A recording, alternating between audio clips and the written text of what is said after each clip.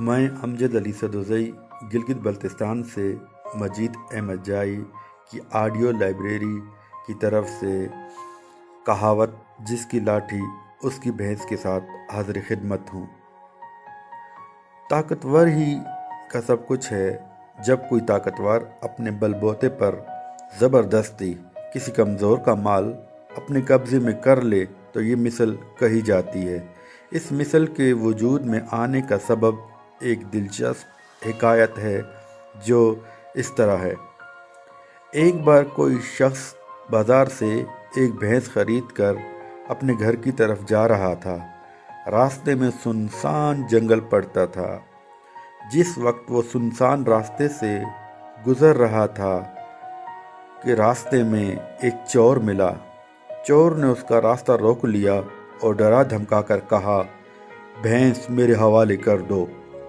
جب بھینس والے نے آناکانی کی تو چور نے لاٹھی تان کر کہا، اگر تم بھینس نہیں دو گے تو اسی لاٹھی سے تمہارے سر کو چکنا چور کر دوں گا، پھر تم کو بھینس کے ساتھ ساتھ اپنی جان سے بھی ہاتھ دھونا پڑے گا۔ اچھائی اسی میں ہے کہ بے چوں چرا بھینس میرے حوالے کر دو اور اپنے گھر کا راستہ لو۔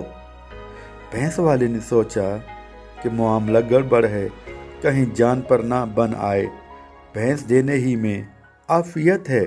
اس نے بھینس کو چور کے حوالے کر دیا اور نہایت عاجزی و انکسار سے کہا، اب یہ بھینس آپ کی ہے۔ راستہ سنسان ہے، اگر تم مجھے اپنی یہ لاٹھی دے دو تو میں اس کے سہارے اپنے گھر تک پہنچ جاؤں گا۔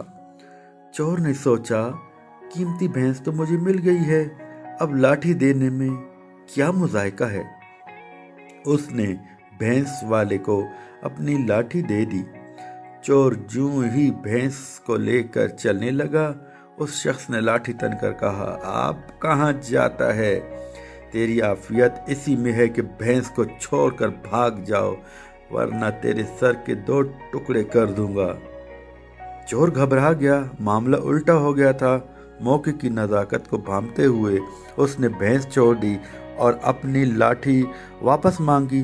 اس شخص نے جواب دیا، اب یہ لاٹھی تیرے ہاتھ آنے والی نہیں ہے، کیونکہ جس کی لاٹھی اس کی بھینس۔